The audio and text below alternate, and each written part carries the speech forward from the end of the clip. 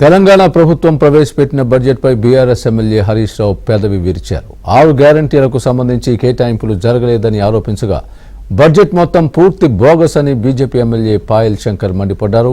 ప్రతిపక్షాల ఆరోపణలను కాంగ్రెస్ కొట్టిపారేసింది. ఇది ప్రజల కోసం ఏర్పాటు చేసిన బడ్జెట్ అంటూ స్పష్టం చేసింది. 2500 మహాలక్ష్మి లేదు, 4000 పెన్షన్ లేదు, రుణమాఫీకి కేటాయింపులు లేవు, తులం బంగారంకు కేటాయింపులు లేవు, నిరుద్యోగ భృతికి కేటాయింపులు లేవు, అంతా బోగస్.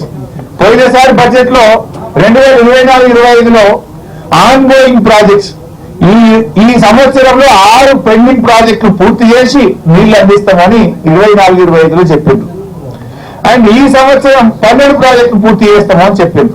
నేను అడుగుతున్నా, ఒక్క ప్రాజెక్టు పూర్తయిందా? అయితే దాని పేరేందో చెప్పండి. బడ్జెట్ ప్రసంగం అంటే ఉన్నా దగ్గరగా ఉండాలి. 6 పూర్తి చేస్తాను, 6 కాకపోతే 4 అయినాయా, 3 అయినాయా, కొన్ని ఒక్కటైందా? ఒక్కటి కూడా పూర్తి కాదు. పోయిన బడ్జెట్ లో చెప్పింది 6 పూర్తి చేస్తాం.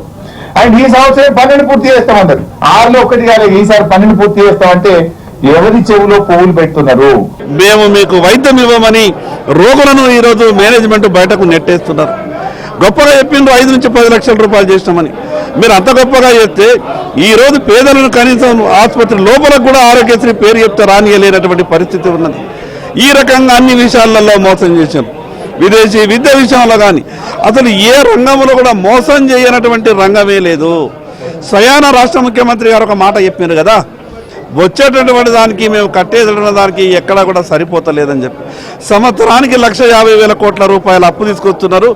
ఆ అప్పు తెచ్చినటువంటి అప్పు తీర్చడానికే పోతున్నదని చెప్తారు.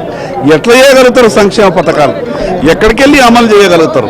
అందుకే కాంగ్రెస్ ప్రభుత్వం ఈరోజు ప్రవేశపెట్టినటువంటి బడ్జెట్ పూర్తిగా బోకస్ బడ్జెట్. అచ్చగా స్వీటే కావాలంటే, మిఠాయి కావాలంటే బడ్జెట్ 5 లక్షల కోట్లు పోవాలి. ఈ ఉన్నదాల్లో సాధ్యమైన మేరకు వాళ్ళు చేతనైన చేశారు. ఈ చేసిన దాన్ని జాగ్రత్తగా నడపాల్సిన బాధ్యత ఉంది. కేంద్రం పైన దెబ్బలాడండి. కేంద్ర ప్రభుత్వం మనకు రావాల్సిన వాటా వచ్చేటివి చూసుకోండి.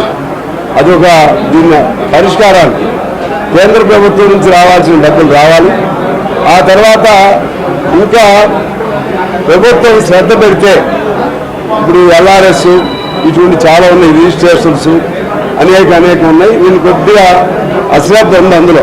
ఈ రాష్ట్ర ప్రజలకు అవసరం ఉన్న అన్ని వర్గాల బడ్జెట్ కాబట్టి ఇవాళ వాళ్ళు జీర్ణించుకోలేక ఇప్పటికే ఎన్నో అబద్ధాలతోని ఇవాళ గొప్పలు చెప్పారు.